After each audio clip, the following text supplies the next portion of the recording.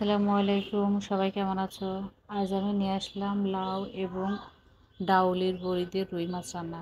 তো এর জন্য আমি এখানে 5 টুকরো রুই মাছ নিয়ে নিয়েছি এবং নিয়ে নিয়েছি 2 চামচ জিরা বাটা, 1 চামচ পেঁয়াজ, 1 চামচ মরিচ এবং আদা বাটা হাফ চামচ। আর নিয়ে নিয়েছি হলুদের গুঁড়া হাফ চামচ, মরিচের গুঁড়া 1 চামচ এবং ধনিয়া গুঁড়া 1 চামচ আর লবণ 1 চামচ। তো এখন এইগুলা আমি একসঙ্গে করে পানি দিয়ে পেস্ট তৈরি করে রেখে দেব।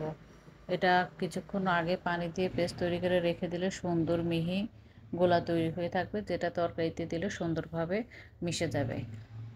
আর এখানে নিয়ে নিয়েছি পেঁয়াজ ও মরিচ কুচি আর লাউ ধুয়ে কেটে নিয়েছি। আর এখানে নিয়ে নেব ডাউলের বড়ি, যেগুলা দিয়ে আজ আমি মাছ রান্না করব। তো এরপরে আমি তাওয়াতে তেল গরম করে নিয়েছি, এখানে মাছ ভাজি করে নেব। এজন্য মাছগুলো আগে থেকে মরিচের গুঁড়া, হলুদের গুঁড়া এবং লবণ দিয়ে মেখে রেখেছিলাম। এখন সেগুলো তাওয়ার উপর তেল গরম হলে দিয়ে ভেজে নেব। কড়াইয়ে মাছ ভাজি করা যাবে, তবে সবগুলো মাছ একেবারে ভাজি করা যাবে না, দুইবার দিতে হবে। এজন্য আমি তাওয়াতেই মাছ ভাজি করে নেই। এতে একবারে ভাজিও হয়ে যায়, প্লাস হচ্ছে মাছটা লাগে না। তো আমার চ্যানেলটা যেহেতু নতুন, সবাই আমাকে একটু লাইক কমেন্ট করে এবং ফলো দিয়ে পাশে থাকবেন। আর সবাইকে অগ্রিম ধন্যবাদ। তো এভাবে দেখতে পাচ্ছেন মাছগুলো উল্টে পাল্টে সুন্দর করে দুপাশে লাল করে ভেজে নিতে হবে, তাহলে মাছটা খেতে সুস্বাদু হবে। তো দেখতে পাচ্ছেন মাছগুলো ভাজি হয়ে গেছে। এখন আমি কড়াইয়ে তেল নিয়ে নেব। তেলটা দেওয়া হয়ে গেলে এটা একটু গরম করে নেব। গরম করে নেওয়ার পর ওই যে ডাউলের বড়িগুলো আছে এগুলো এর মধ্যে দিয়ে আগে ভাজি করে নেব।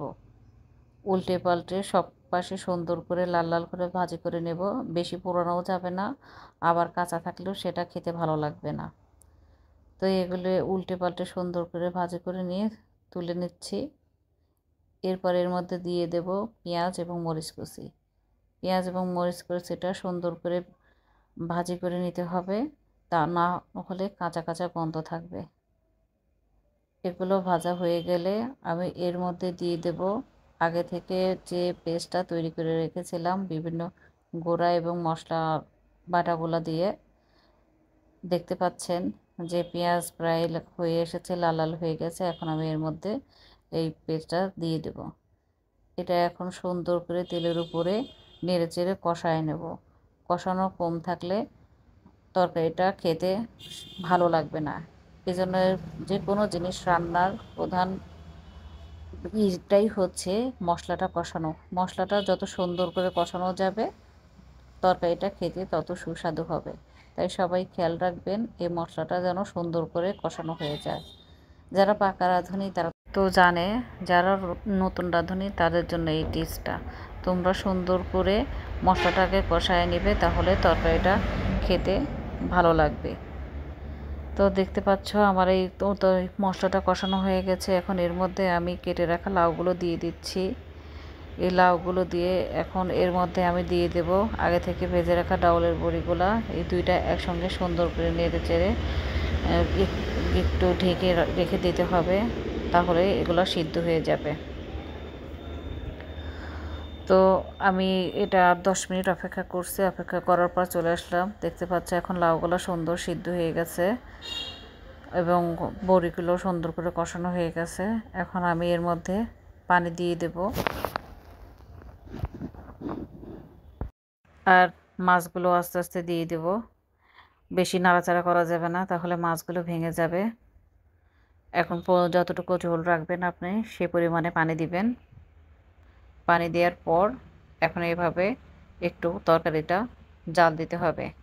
তরকারির জাল দিয়ে বলক উঠলে আস্তে করে তখন সুন্দর করে আস্তে আস্তে করে নেড়ে চেড়ে একটু লবণ দেখে নিতে হবে যে লবণটা হয়েছে কি না। লবণ হয়ে গেলে তো আর দেওয়ার দরকার নাই, না হলে একটু লবণ দিয়ে দিবে।